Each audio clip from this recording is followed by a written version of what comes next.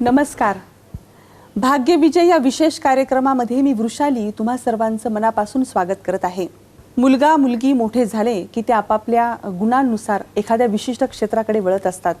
कुणी डॉक्टर बनतं, कुणी इंजिनियर बनतं, कुणी कला असेल तर कलाकार बनतं. परंतु काही मुलं आणि काही मुली असे सुद्धा असतात की त्यांचा जन्मतःच त्यांच्यामध्ये थोडेसे नेतृत्व गुण असतात किंवा त्यांचा कल कुठेतरी राजकारणाकडे किंवा समाजकारणाकडे असतो. मग अशा वेळेस आपल्याला प्रश्न पडतो एक आई वडील म्हणून किंवा त्यांचे जवळचे आपण हितचिंतक म्हणून की त्यांनी या क्षेत्राकडे जावं की न जावं, त्यांना यश मिळेल की नाही मिळेल. अशा आपल्या अनेक प्रश्नांना ज्योतिषशास्त्रानुसार आज आपल्याला त्यांची उत्तरं जाणून घ्यायची आहेत. आजचा विषय आहे राजकारणामध्ये यश अपयश कुंडलीनुसार कसं कळेल. आज आपल्याला या विषयावर मार्गदर्शन करण्यासाठी या कार्यक्रमामध्ये आलेले आहेत प्रसिद्ध ज्योतिषतज्ञ आणि वास्तुतज्ञ डॉक्टर विजय जाटोरीकर. नमस्कार सर. नमस्कार. डॉक्टर विजय जाटोरीकर यांचा परिचय आपल्या सर्वांनाच आहे, परंतु तरीसुद्धा प्रत्येक भागामध्ये नवीन प्रेक्षक जे आपल्याला जोडले जात असतात त्यांच्यासाठी मी सरांचा अल्प परिचय करून देते. डॉक्टर विजय जाटोरीकर हे प्रसिद्ध ज्योतिषतज्ञ आणि वास्तुतज्ञ आहेत. ज्योतिषशास्त्र आणि वास्तुशास्त्र या दोन्ही विषयांमध्ये सरांनी PhD ही सर्वोच्च पदवी संपादन केलेली आहे. मागील 30 वर्षांपासूनचा या क्षेत्रामधला त्यांचा अतिशय गाढा अनुभव आहे. रत्न या विषयावर सरांचा विशेष आणि सखोल असा अभ्यास आहे. देश विदेशांमधून सरांना त्यांच्या कार्यासाठी गौरवान्वित करण्यात आलेलं आहे, सन्मानित करण्यात आलेलं आहे. त्याचप्रमाणे ज्योतिषशास्त्र आणि वास्तुशास्त्र या दोन्ही विषयांमधील अतिशय समृद्ध अशी 3 पिढ्यांची परंपरा सरांच्या घराण्याला लाभलेली आहे. तर अशा प्रकारचं अतिशय अनुभवी असं व्यक्तिमत्व आज आपल्याला मार्गदर्शनासाठी या कार्यक्रमामध्ये लाभलेलं आहे. आणि मी सरांकडून जाणून घेणार आहे की राजकारणामध्ये आपल्याला यश आणि अपयश मिळणार आहे की काय, हे आपल्याला कुंडलीनुसार कसं कळेल. नक्कीच. कुंडलीमध्ये जेव्हा नेतृत्व गुण आपण जसं तू आता सुरुवातीला बोललीस की राजकारण हे समाजकारणापासून सुरुवात होत असते. बरोबर. तुम्हाला एक तळमळ असावी लागते जनसामान्यांप्रती, इतरांप्रती, की त्याच्यातून आपल्याला काहीतरी वेगळं करायचं आहे. की एरवी तर आपण काय करतो, शिक्षण घेतो, नोकरी करतो, लग्न करतो, लेकरं जन्माला घालतो आणि आपला सांसारिक प्रपंच चालवत असतो. पण देश, राष्ट्र आणि धर्मासाठी काही करण्याची मानसिकता जेव्हा आपल्यामध्ये, ती वृत्ती असणं फार गरजेचं असतं. आणि त्या वृत्तीतून सामाजिक दृष्टिकोनातून जनसामान्याच्या भल्यासाठी काही करण्याची मानसिकता जेव्हा आपल्या मनामध्ये येत असते तेव्हा आपण एक समाजकारणामध्ये प्रवेश करतो आणि त्याचं रूपांतर मग राजकारणामध्ये हळूहळू होत असतं. बरोबर. आता हे करत असताना जेव्हा आपण संघटनेमध्ये काम करत असतो आणि संघटनेमध्ये काम करत असताना इतर अनेक लोकांचा संबंध आपल्याशी येतो आणि सगळ्यांशी मिळून मिसळून सगळ्यांच्या सोबत एक व्यवस्थित मार्गाने चालण्यासाठी तुमच्या कुंडलीतले ग्रहमान तुम्हाला किती साथ देऊ शकतात हे आपल्या पत्रिकेवरून आपल्याला नीट पाहता येतं. थोडक्यात तुमच्या पत्रिकेमध्ये राजयोग म्हणजे काय, तर राजयोग हे अनेक प्रकारचे असतात. राजयोग हे असा असतो की वडिलोपार्जित प्रॉपर्टी आहे भरपूर, वडिलोपार्जित आपल्या घराण्याचा एक वारसा असतो, त्याच्यामध्ये भरपूर काही त्यांनी कमवून ठेवलं असतं आणि ते आपण उपभोगत असतो आणि आनंदानं जगत असतो. तो पण एक प्रकारचा राजयोग असतो. दुसरी गोष्ट, राजकारणामध्ये जेव्हा तुम्ही करत असतात त्यावेळेस तुमचा संयम फार महत्त्वाचा असतो. तुमच्यातली वक्तृत्व कला फार महत्त्वाची असते. तुमच्यातले नेतृत्व गुण, डिसिजन पॉवर फार महत्त्वाची असते. आणि सगळ्यात महत्त्वाचं म्हणजे संघटन कौशल्य. लोकाभिमुख जाऊन तुम्हाला अनेक लोकांना एकत्रित बांधण्याची मानसिकता, कला ही तुमच्यामध्ये असणं फार गरजेचं असते. त्याच्यामध्ये तुमच्या पत्रिकेतले काही ग्रहांची स्थिती ही त्या प्रकारची असणं फार गरजेचं असतं. की थोडक्यात सांगायचं म्हणजे की प्रसिद्धीचा कारक रवी आहे, प्रेझेंटेशनचा कारक पण रवीच आहे, वक्तृत्व, वाचा, वाणी याचा कारक बुध आहे, आत्मविश्वासाचा कारक गुरु आहे. हे सगळ्या ग्रहांची साथ तुम्हाला ते मिळणं गरजेचं असतं. आणि त्याच्यासाठी अजून एक फार महत्त्वाची गोष्ट असते ती म्हणजे धडाडी, महत्त्वाकांक्षा. त्याच्यासाठी मंगळ फार महत्त्वाचा असतो. ह्या 4 ग्रह जे आहेत ह्या ग्रहांची स्थिती तुमच्या पत्रिकेमध्ये कशी आहे, म्हणजे तुम्हाला राजकारणात योग आहे का समाजकारणामध्ये योग आहे. की बरेचदा असं असतं, असे बरेच लोक असतात की खूप वर्षापासून समाजकारण करत असतात. खूप लोक असे असतात की एखाद्या संघटनेचं, एखाद्या पक्षाचं अनेक वर्षापासून काम करत असतात, पण त्यांना त्याच्यातून लाभ मिळत नाही. ते फक्त कामच करत राहतात आणि ते कार्यकर्ता म्हणून शेवटपर्यंत राहतात. तर ही काही लोक चुणूक दाखवतात. लवकर त्यांना ते प्रतिष्ठापन मिळते आणि ते मानसन्मान पण तिथे मिळायला लागतो आणि त्याचा त्यांना लाभ पण घेता येतो. नावलौकिकाला पण पोहोचतात. आता याच्यामध्ये झालं हे संघटनात्मक कार्य, बरोबर. त्याच्यामध्ये तर कोणाला यश मिळतं. काही लोक जे असतात त्यांना काही घेणं नसतं समाजकारणाशी, त्यांचं काही घेणं नसतं, काही घेणं ते नसतं संघटनेमध्ये काम करण्याचं, पण एक संधी मिळते आणि ते लोकाभिमुख नेतृत्व म्हणून निर्माण होतात. अच्छा. की ते लोकातून निवडून येतात, की त्यांचं संघटनात्मक कार्य कमी असतं आणि त्यांना यश मिळतं आणि ते निवडून येतात. आता हे जे राजयोग आहेत, हे जे राजकारणामधले त्यांचे यश अपयश आहे, हे आपल्या पत्रिकेवरून आपण चांगल्या प्रकारे जाणून घेऊ शकतो.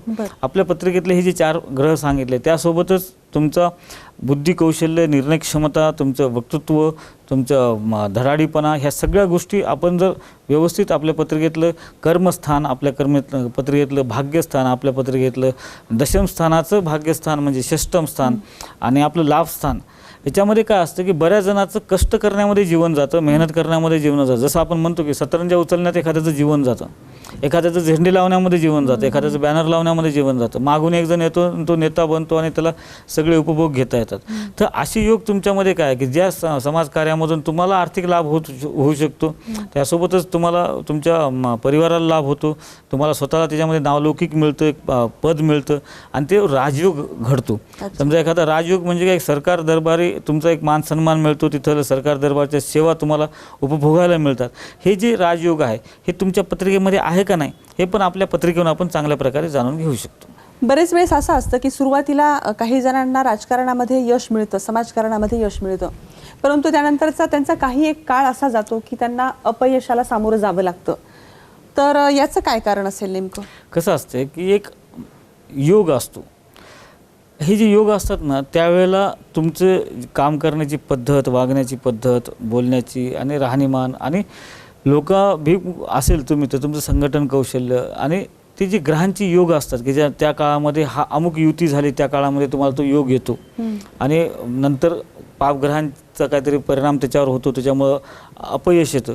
असं बरेचदा पाहतो आपण की 3-3, 4-4 वेळेस निवडून आलेला खासदार असेल, आमदार असेल तो पडतो, किंवा नगरसेवक असेल तो पडतो, नंतर नवीन येतो, नंतर मग 5-10 वर्षांना पुन्हा हा निवडून येतो.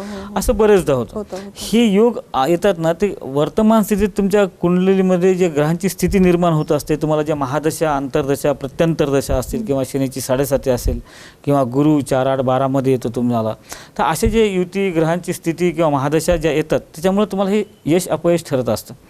बरेचदा असं असतं की आपण विचारही करत नाही राजकारणामध्ये जाण्याचा आणि अचानकच त्यांना ते लाभ होतून एक मोठं पद मिळतं. आता आपल्या देशामध्येच आपण पाहू शकतो की एकदा हे आमदार न राहिलेला माणूस डायरेक्ट मुख्यमंत्री झाला, पहिल्यांदा खासदार झाला तर तो डायरेक्ट पंतप्रधान झाला. असे पण योग असतात, पण त्याच्या पाठीमागे त्यांचं समाजकारण आणि त्यांचं कामातलं सातत्य हे तिथं कुठेतरी गृहीत धरलं जातं. पण त्याचा संघर्ष फार मोठा होतो, पण ते संघर्ष करत होता ते भोग होते, ते संपले की राजयोग आला. राजयोग आला तर तो सातत्यानं तेवढेच वर्ष पुढे टिकलाय. तर असे योग जेव्हा येतात एखाद्याच्या पत्रिकेमध्ये, आपण पाहिलेलं आहे की पंतप्रधानाचा मुलगा पंतप्रधान होईल असं नाही सांगू शकत आपण, किंवा एखाद्या आपण आपल्या भारतामध्येच आहे की आपल्याकडे कवी पण पंतप्रधान झालेला आहे, आपल्याकडे चहावाला पण पंतप्रधान झालेला आहे. असे अनेक उदाहरणं आहेत. पण हे का होतं की महत्त्वाची गोष्ट की तुमच्या पत्रिकेमध्ये तो राजयोग आहे का नाही, तुमच्या कुंडलीतला गुरु कसा बसलेला आहे, मंगळ कसा आहे, चंद्र कसा आहे, तुमचा बुध कसा आहे, रवी कसा आहे. सगळ्यात महत्त्वाची म्हणजे नेतृत्व कलागुणासाठी रवी आणि मंगळ फार महत्त्वाचे आहेत. ते तुम्हाला चमकवत राहतात, तुम्हाला चर्चेमध्ये ठेवत राहतात. आता ही चर्चा 2 प्रकारची असते, एक कुप्रसिद्धी, एक सुप्रसिद्धी. आता त्याच्यामध्ये सुद्धा एक निगेटिव्ह बाजूनं मोठा होत जातो, एक पॉझिटिव्ह बाजूनं मोठा होत जातो. पण ते योग सारखे असतात, पण त्याच्यामध्ये जास्त काळ कोण टिकणार आहे ह्या पण गोष्टी आपण पाहू शकतो आपल्या पत्रिकेवरून, की आपल्याला चांगल्या प्रकारे राजकारणामध्ये जास्तीत जास्त काळ यश कसं मिळवता येईल. आता आपण पाहिलं तर भावी काळामध्ये आपल्या महाराष्ट्रामध्ये महानगरपालिकेचे इलेक्शन आहे. अशा वेळेला मला वाटतं की प्रत्येक जणांनी निवडणुकीला उभं टाकण्यापूर्वी आपली पत्रिका जाणकार ज्योतिषाला दाखवली पाहिजे, की जेणेकरून आपल्याला कळतं की आपल्याला खरंच आपल्याला राजयोग आहे का. जर असेल तर आपण तिथे निवडणूक लढवली पाहिजे. बऱ्याच जणांना लोकातून निवडणूक लढून यश मिळत नाही, त्यांना डायरेक्ट पक्षांतर्गत संघटनेतून त्यांना एखादं पद मिळू शकतं किंवा एखादं त्यांना डायरेक्ट निवडून दिल्या जाऊ शकतं. अशा ज्या गोष्टी असतात, तर ह्या गोष्टी आपल्याला मिळणार आहेत का नाही मिळणार आहेत, आपल्या ग्रहांची स्थिती कशी आहे आणि वर्तमान स्थितीतल्या ग्रहांची आपल्या स्थिती कशी आहे हे जाणून घेऊन जर आपण प्रयत्न केले तर मला असं वाटतं की आपलं जे आर्थिक किंवा वेळ वाया जातो ती जाणार नाही आणि आपल्याला चांगल्या प्रकारे मानसिकरित्या समाधान मिळू शकतं. नक्कीच. राजकारण हा विषयच खरं तर असा आहे की ज्याच्यामध्ये सर्वांनाच खूप इंटरेस्ट आहे आणि जावंसुद्धा वाटतं त्या क्षेत्रामध्ये, परंतु एक थोडीशी भीती असते. खूप छान मार्गदर्शन करत आहेत चाटोरीकर सर. अजूनही आपल्याला खूप काही जाणून घ्यायचं आहे, परंतु एका छोट्याशा ब्रेक नंतर कुठेही जाऊ नका, पाहत रहा भाग्य विजय.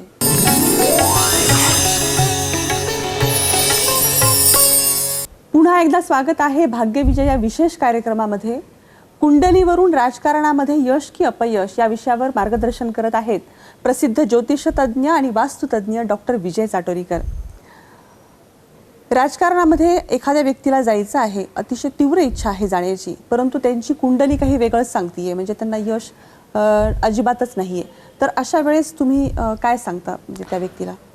कसं आहे की महत्त्वाची गोष्ट असते की एखादी गोष्ट जेव्हा आपण ठरवतो आणि आपल्याला ती गोष्ट करायचा इंटरेस्ट असतो, महत्त्वाचं राजकारण करायचं काय, कशासाठी करायचं आणि राजकारण म्हणजे काय हे जाणून घेतलं पाहिजे. महत्त्वाची गोष्ट की राजकारणात जाण्यासाठी मोटिव्ह कसं आहे की तुम्हाला आपल्या कॉलनीचं भलं करायचं आहे, आपल्या शहराचं भलं करायचं आहे, आपल्या तालुक्याचं, जिल्ह्याचं, आपल्या प्रांताचं का आपल्या देशाचं भलं करायचं आहे, कोणती मानसिकता, ध्येय काय आहे तुमचं, त्याचं विशेषता काय असणार आहे ते फार महत्त्वाचं असतं. आणि दुसरी गोष्ट, जर असे योग आहे की कोणतरी तुम्हाला सांगितलं की तुमच्या जन्मपत्रिकेमध्ये राजकारणामध्ये तुम्हाला यशच नाही आहे, तर राजकारणात यश नाही असं जरी असलं तरी तुम्हाला संघटनेमध्ये चांगलं यश मिळू शकतं.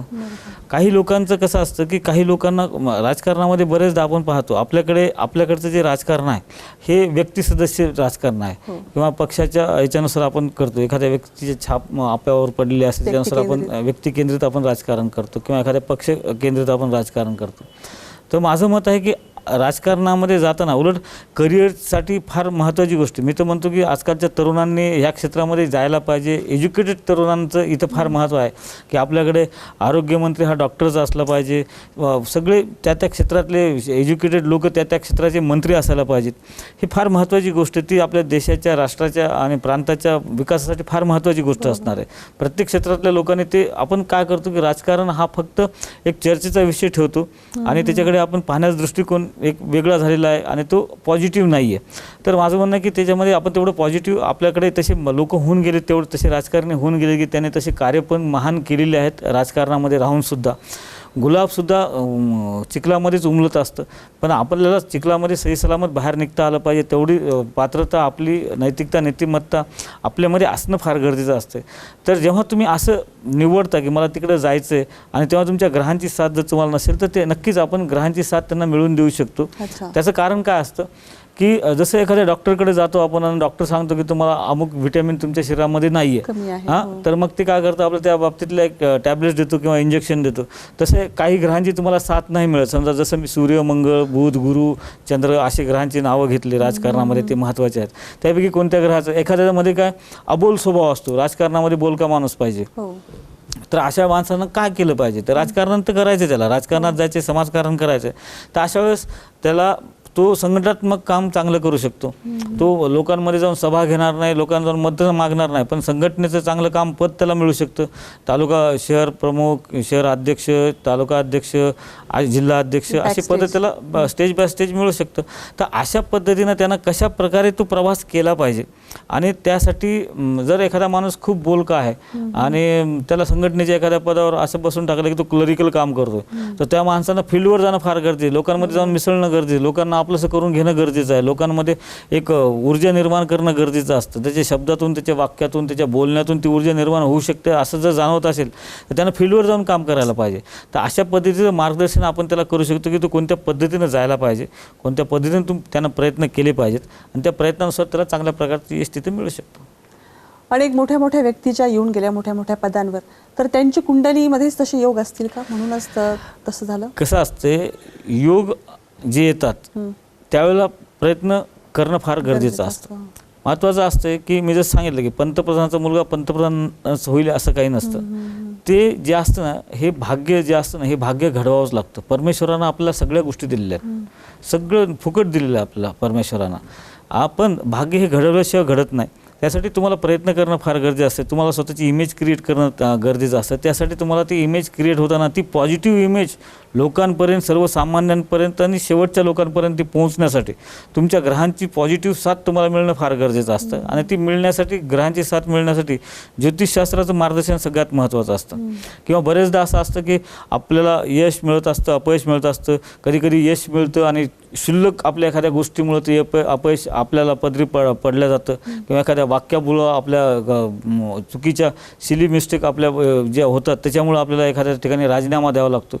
अशा ज्या गोष्टी घडतात, अशी जी काही ग्रहांची स्थिती निर्माण होत असते तुमच्या पत्रिकेमध्ये, ती आपल्याला आधीच जाणून घेता येते. कोणत्या काळामध्ये आपण सावध पवित्रा घेतला पाहिजे, कोणत्या काळामध्ये आपण ॲग्रेसिव्ह राहिलं पाहिजे, कोणत्या काळामध्ये आपण संयमी राहिलं पाहिजे, कोणत्या काळामध्ये आपल्याला फील्डवर जाऊन काम करायचे, कोणत्या काळामध्ये आपल्याला संघटनात्मक काम करायचे. ह्या सगळ्या गोष्टी आपल्याला आपल्या पत्रिकेतून जाणून घेता येतात. आणि त्यानुसार जर आपण प्रयत्न केले, आपल्या ग्रहांची जी आपल्याला मिळणारी साथ आहे ती जर व्यवस्थित मिळवण्याचा प्रयत्न केला ज्योतिषशास्त्राच्या माध्यमातून, तर मला असं वाटतं की आपल्या जीवनामध्ये, राजकारणामध्ये आपल्याला जे काही यश संपादित करायचं आहे ते व्यवस्थित प्रकारे संपादित करू शकतो. नक्कीच सर.